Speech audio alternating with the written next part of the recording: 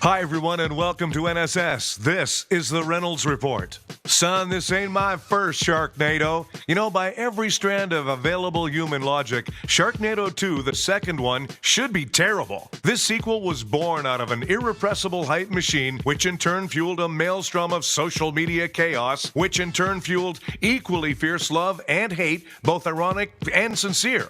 By the way, why was everybody tweeting about Sharknado when Orlando Bloom punched Justin Bieber in the face over here in the real world? Anyway, to top it all off, the Sharknado hype was completely justified. It was a B movie that not only knew it was a B movie, but loved that about itself. You know, when they look back on their careers, all those NBC media stars are going to be super proud of appearing in Sharknado 2.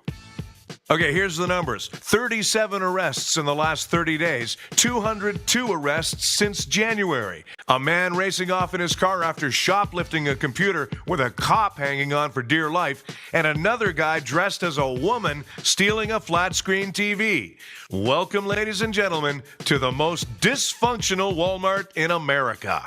Despite this terrible record, cops hope a new plan they can't yet unveil will make the store a little more safe. Although most of the crimes are petty theft, some have turned out to be dangerous for officers. Last week, 2 Castleberry, Florida officers were captured on surveillance video trying to stop the driver of a truck after he allegedly shoplifted a computer. But the guy took off with the cop hanging half out the window and could have been seriously injured. Luckily, he wasn't. Earlier this year, a guy dressed as a woman stole a flat-screen TV from the store. That's ridiculous and crazy, said shopper Ashley Williams. I agree.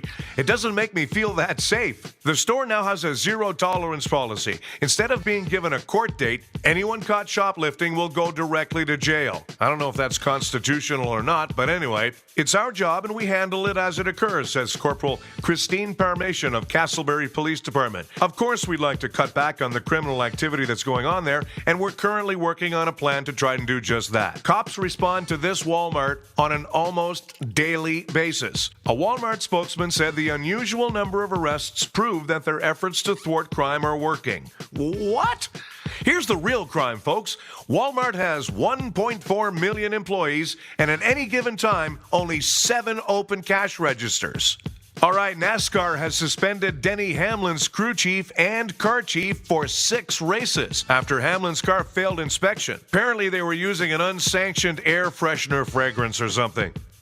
Check this. An Indiana man has won a $1 million lottery twice in the last 3 months. I don't know if having $2 million come into my life is actually worth all the deadbeat relatives that will also come into my life.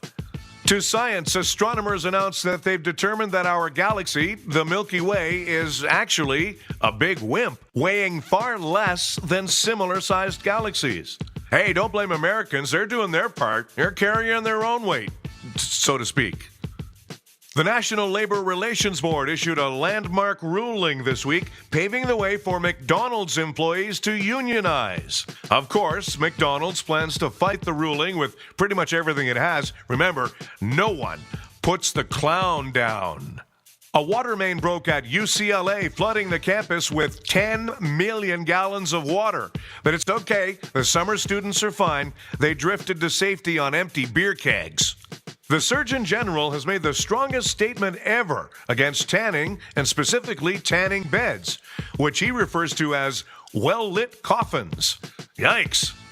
Hey, the latest study indicates that even extremely short, high-intensity workouts have huge health benefits. People over 60 showed rapid improvement in chronic problems after riding an exercise bike vigorously for only 6-second bursts while resting for a minute in between. Now that I think of it, that pretty much sounds like the action in every soccer match I've ever seen. Happy birthday! The San Diego Zoo celebrated the 2nd birthday of its giant panda cub. And it was also the panda's first trip to Chuck E. Cheese. An estimated 300 people participated in a brawl at a New Jersey wedding reception this past weekend. Hey, doesn't anybody just do the electric slide anymore? Okay, this is either the most awesome or the most disturbing thing my grandmother's ever said to me. The other day, my grandma told me she read the whole 50 Shades of Grey trilogy. Here's what she said. It wasn't very well written. Whoa. Anyway, if the release of the 50 Shades of Grey movie trailer is any indication, February 2015 is going to be a big month for sex toy sales. Oh yeah, a spokesperson for the UK-based shopping website Voucher Codes Pro says that searches for erotic items increased by 53% on the site after the release of the steamy 50 Shades of Grey trailer last week. According to Women's Health magazine, bondage items and erotic toy sales have increased in record number sales since the 50 Shades of Grey series captured the imagination of millions of women and apparently quite a few men as well back in 2011. Sales of riding crops, handcuffs, and other erotic items used by the book's characters in their kinky sex play have more than doubled. The closest experience I've ever had to 50 Shades of Grey is when the cute waitress holds the pepper mill over my food and says, "Say when." Hey, thanks for checking in today. We'll have a brand new episode for you on Monday. Have a great weekend, everybody. By the way, the brand new movie from Frank D'Angelo, directed by and starring Frank, called The Big Fat Stone, is coming to a theater near you. Please check it out.